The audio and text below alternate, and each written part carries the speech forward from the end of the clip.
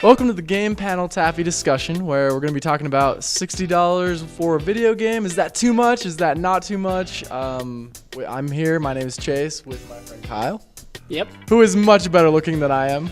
We're going to go forth with how video games cost $60 on a daily basis and why they definitely, I don't know, it seems like way too much money for me, especially when I don't have enough for gaming as it is. I love gaming, but what do you think about that? So just let me ask you this question, Chase. Okay. So how about this game comes out, that game that you've wanted for so long from that developer that you just absolutely love? Uh-huh. Are you going to pay $60 for that? Definitely. Day one? I'll pay $80. I paid $80 for Halo Reach. There you go. All right. You're welcome. Chase will pay. Yeah, I'll pay on a certain, if it's a game I've been following, okay? That said, it was a game that I definitely wanted to see what happened in, see what the bankers of it were going to do. I absolutely loved it. Okay, fair enough. As I said. But that said, there are games that I've paid $60 for that I did not want to pay $60 for. I'm the kind of person who spends $60 on a game once or twice a year, if that. Once or twice a year? Yep. And you call yourself a gamer? Well, you know where this whole kind of deal-mongering part of me comes in? Let's hear this. I'm a PC gamer, so that means a lot of my money goes into hardware. You're a PC gamer. We're done talking. I'm gonna go now. I'll be back. No, I can't afford PC games, which is why I won't play them. But honestly, I find PC gaming to be really cool. I wish I could get into it. That said, I wouldn't pay the money for it, which is why I won't pay $60 for several games out there. Exactly, and I think that's something to consider. If you're a console gamer, then your hardware is not going to cost as much, so maybe you're a little bit more willing to spend money, $60 on games. Especially for PC players, you can find so many deals with Steam and other digital distribution services that... Oh, let me cut you off. Steam and digital distribution is amazing. I don't do it.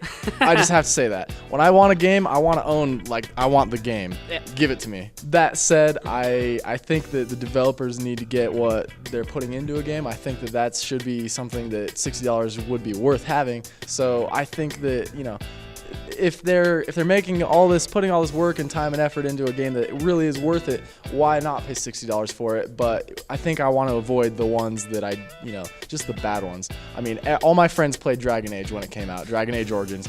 I hated that game.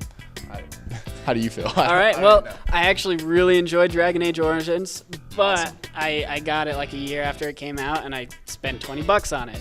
So, I mean, would I have spent $60? No, absolutely not. It's a new IP. It's a new game. Nobody knows anything about it really, and untested games like that, I just don't think it's worth spending that much money. Yeah. There are so many new games in the video game industry is just so huge now that it's difficult to find those good games. This is true. I mean, anyone who has access can really work on making a game, and I think that's a great point you bring up. I don't want to pay $60 to play, Plants vs. Zombies. I really don't, ever. So, I'll download things on arcade, and I think that's the awesome thing with game demos.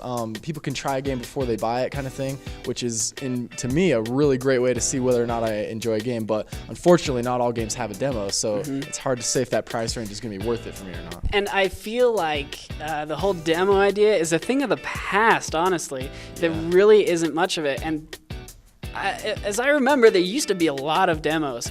I remember having a PlayStation way back in the day, and you could get demo discs that just had a bunch of demos from multiple video games. And I just don't think that really exists much anymore. I know that... I think that along with that, a lot of the base for games has changed. There's really young people and really older people that haven't been a gamer before that are doing that now. And so, I mean, demo to them means nothing. They buy the game. So, kind of like me.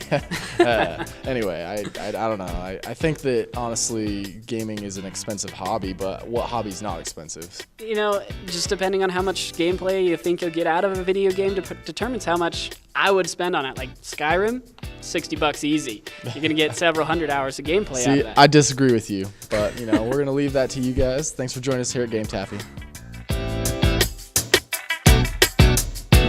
Masturbation.